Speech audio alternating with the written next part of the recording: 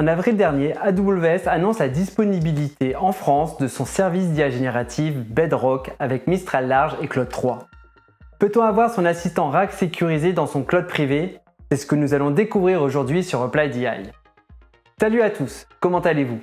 Aujourd'hui, je vous emmène dans l'univers de Bedrock, le nouveau service GenAI d'AWS.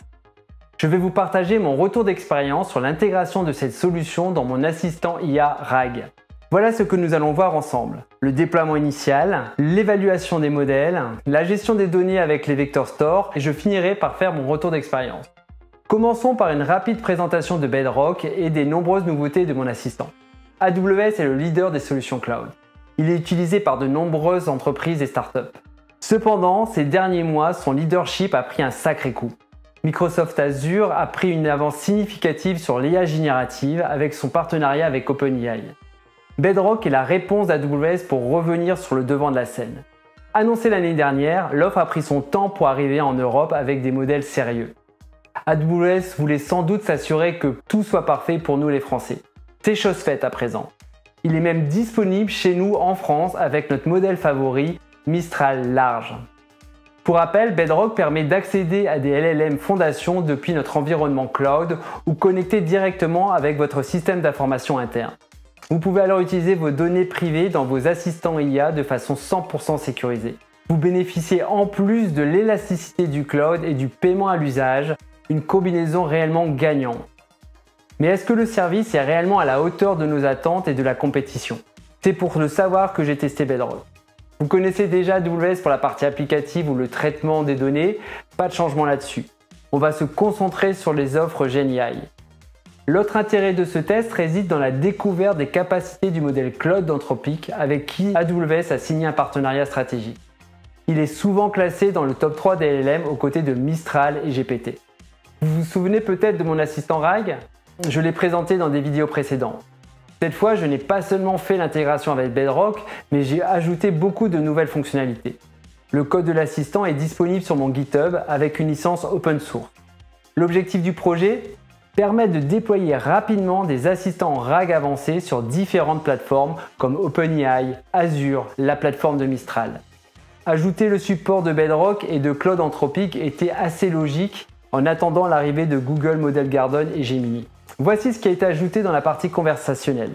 Affichage du PDF source, recherche avec les numéros de page ou le nom du document en langage naturel, analyse des images et des tableaux avec les capacités vision d'Anthropic Claude, gestion des feedbacks sur les réponses et la réécriture des questions en tenant compte de l'historique de conversation.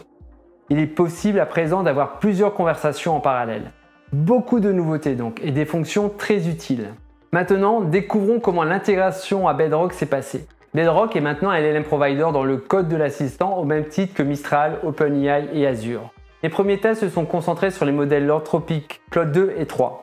L'intégration avec LangChain et ChromaDB sur des RAG simples s'est faite sans trop de difficultés, sauf pour un petit message d'erreur lié au message assistant qui doivent être en première position avec Claude. Il a une rigueur toute particulière pour la politesse. L'utilisateur doit toujours dire bonjour en premier dans une conversation.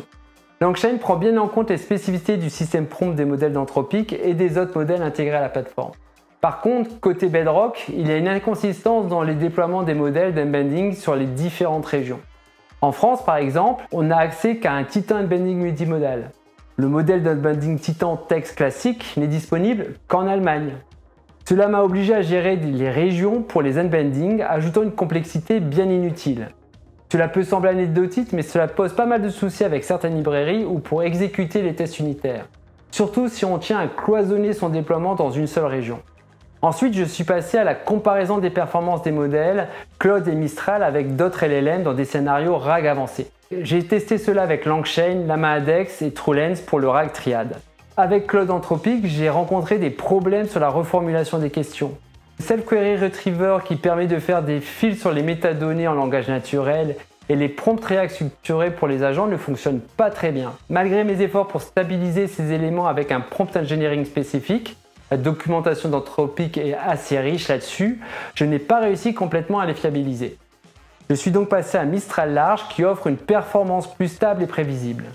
C'est un autre avantage de Bedrock, c'est qu'on peut basculer d'un modèle à un autre très simplement, voire les combiner selon les besoins.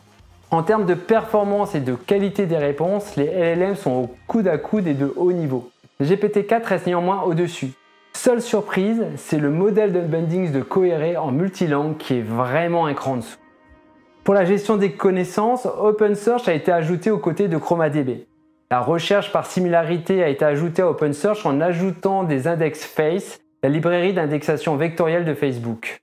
Cela ne fait pas vraiment d'OpenSearch une vraie base vectorielle et on hérite d'un gros existant et de déploiement assez complexe, même en mode serverless.